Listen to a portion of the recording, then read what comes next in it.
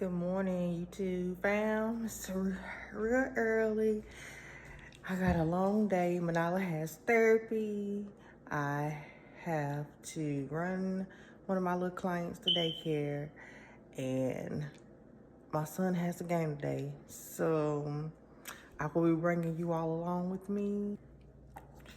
Okay, I'm currently waiting on my little client to pull up. She should be here by 6:15. But in the meantime, I am going to clean up my kitchen, which is not that dirty this morning. But I'm going to clean up my kitchen and I'll be back. Okay, guys, I just got back from dropping my client off at daycare. And I only have 30 minutes to get my holiday for therapy. Okay, we finally made the therapy. We were about 7 minutes late, but we made it. That's all that matters. I think you get a 15-minute grace period anyhow. But there she is, my baby doll, enjoying therapy. Go, Banana. Look at you messing.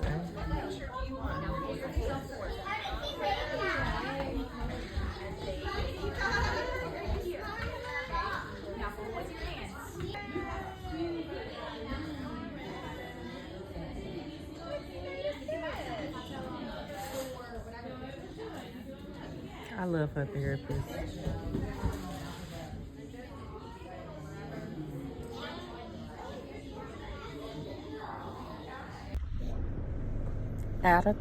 We out of therapy and somebody is exhausted. That's what happens when you get up at 5 o'clock in the morning acting like you got a first shift job. And then over there is my little client I took to daycare this morning. That's her little car seat that stays in the car.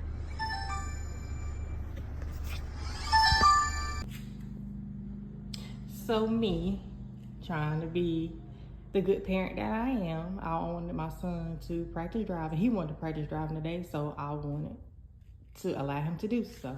And this what happened. So guess what? I'm about to take child support out on his daddy to get this fixed. Now I'm on my way dropping my son off at his basketball game. I've been on the go all morning since 5 o'clock.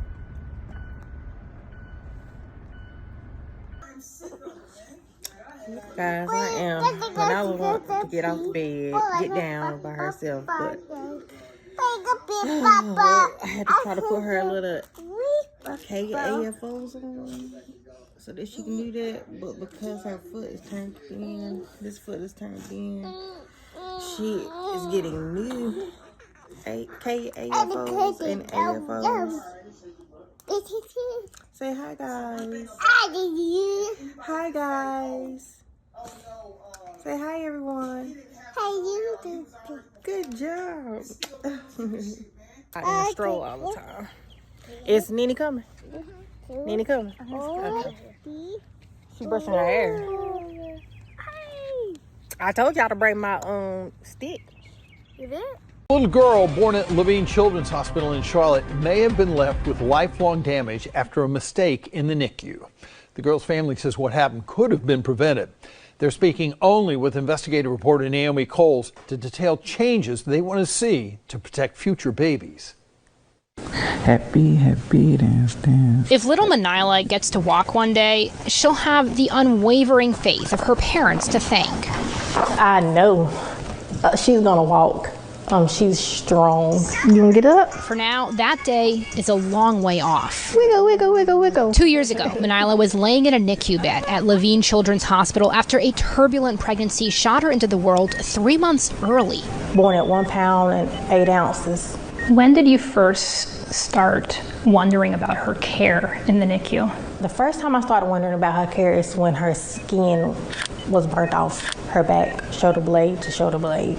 Shotasma Weber, Trying to free my mind of so much. in recovery from the difficult pregnancy herself, started asking questions. But even when staff did an MRI and found severe spine curvature, she says they didn't tell her why. There was nothing wrong with her spine. Weeks later, Weber heard the first clue about what happened, accidentally, from a nurse who thought she already knew. This note from Manila's medical record explains. May 17th, more than 2 weeks after a tube was placed on Manila's spine soon after she was born, staff wrote it had been placed in the wrong position. Weber was in shock Let me speak to someone else. and begged to speak to someone in charge. And now I'm being treated like I did something wrong because I found out what happened to my child. It was months before she got a meeting in mid-December with the hospital's chief medical officer, Andrew Herman. He walked right in and took out a piece of paper and pencil and drew a picture of what happened to my child.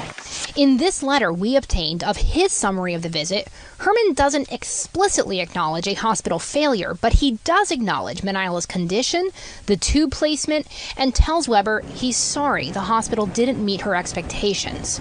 I had to write it down. Weber remembers this from that meeting, straight from the notes that she took that day. Dr. Herman admitted the hospital was at fault, waiting on risk management to give me a call. She got that call, and eventually this email offering her $5.5 million.